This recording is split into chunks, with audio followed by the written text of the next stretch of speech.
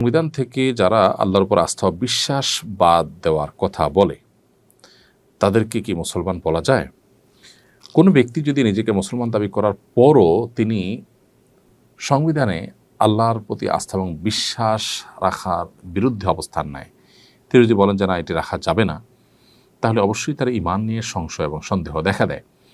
তার এই বলাটার মধ্যে তিনি যদি ব্যাখ্যা করেন যে এটা আমার বিশ্বাসের জায়গা ঠিক আছে, বাট আমি চাই না সংবিধানে থাকুক, সেটা এই যুক্তিতে, তাহলে সেক্ষেত্রে তিনি গোমরাহ এবং পথভ্রষ্ট পাপিষ্ঠ, এতে কোনো সন্দেহ নেই।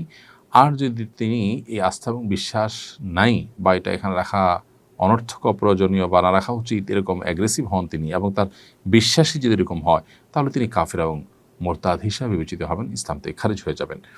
খুবই জঘন্য একটি বিষয়। তো এই জন্য একজন মুসলমান আসলে এই জায়গাটাতে অবস্থান করতে পারেন না। এখানে অনেকে যুক্তি দেন যে আল্লাহর উপরে আস্থা এবং বিশ্বাস এটা কেন সংবিধানে থাকবে, কারণ অন্য ধর্মাবলম্বী যারা আছে তারাও তো সংবিধান পড়বে, তাহলে তারা কি এটা আল্লাহর উপর আস্থা বিশ্বাস এই লেখাটা পড়ে তারপর পড়বে?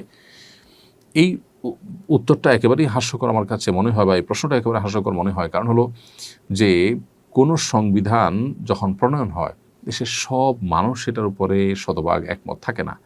কোনো বিষয় কারোর ভিন্নমত থাকতে পারে। অতএব ভিন্নমত আছে দেখে তার মতের পরিপন্থী কোনো কিছু থাকলে তিনি সে সংবিধান পড়তে পারবেন না, তা তো না।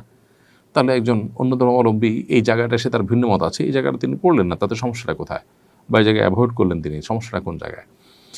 মালয়েশিয়ানরা যদি মাত্র 65% মুসলমান হয়েও তাদের রাষ্ট্রধর্ম ইসলাম থাকতে পারে, তাদের সংবিধানে ইসলামকে গুরুত্বপূর্ণ জায়গায় তারা রাখতে পারে, এবং তাতে যদি তাদের উন্নতি, অগ্রগতি, তাদের সৌহার্দ্য, সম্প্রীতি, পারস্পরিক একসাথে মিলেমিশে থাকা কোনো কিছু বাধাগ্রস্ত না হয়, তাহলে আমাদের দেশে কেন হবে?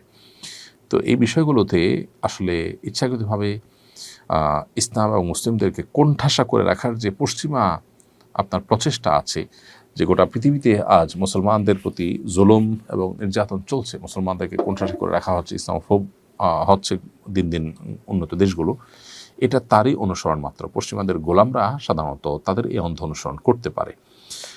ইসলাম এটা শুধু মুসলমান নয়, অন্য ধর্মের মানুষদের জন্য নিরাপত্তার সবচেয়ে বড় কারণ। ইসলাম ছাড়া অন্য কোনো কিছুতে মুসলমান তো বটেই, অন্যদেরও নিরাপত্তা নিহিত নেই। এই বিষয়ে দীর্ঘ আলোচনা করবার সুযোগ আমাদের সংক্ষিপ্ত সেশনে নেই।